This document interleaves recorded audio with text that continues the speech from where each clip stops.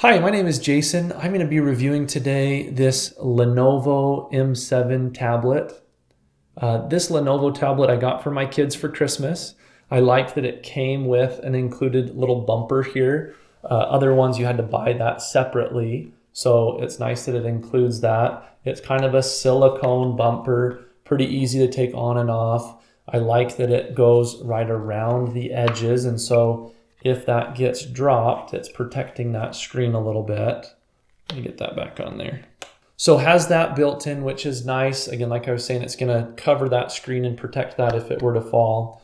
It also has this little stand in the back, which is magnetic, and so it'll go back flat, which is cool. And then you can also put it up like that, and it will stand both ways. It'll stand vertical. It will also stand, if I can show you, horizontal, which is pretty cool. As far as the actual tablet itself, it's a little bit smaller than I was hoping. That's not huge, but I kind of knew that buying it, that it wasn't going to be super big. The computing speed I've been impressed with. The functionality I've been impressed with. There's not a whole lot of bloatware. The other tablets I've had before have been Amazon Kindle tablets, and I was just fed up with Amazon Kindle tablets. It was such a pain trying to get any useful apps on them. The Amazon App Store is laughable, and all of the Google apps that I wanted to put on there, I just couldn't find a way to get them on there. So that was a big pain. We use this a lot for car trips, and so we'd had some movies purchased through Google TV, Google Movies, whatever they call it now, and there just wasn't any way to access those on an Amazon Kindle. But you can access all of the Google apps here. There's the Google Play Store, and it's been a really good tablet for our kids. They have a kids mode, which I had originally had installed.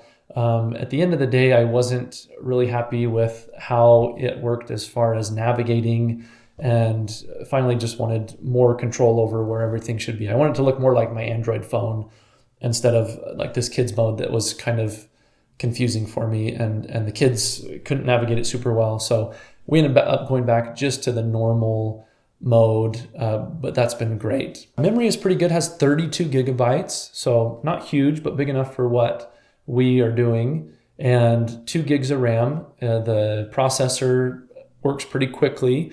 It loads things quickly and plays videos, and you can surf on Chrome and the internet pretty seamlessly, so that's good. The camera is pretty laughable. It's about a 2 megapixel camera, so not really gonna use this unless maybe I get in a crash and I need to take a picture of the crime scene. I don't know.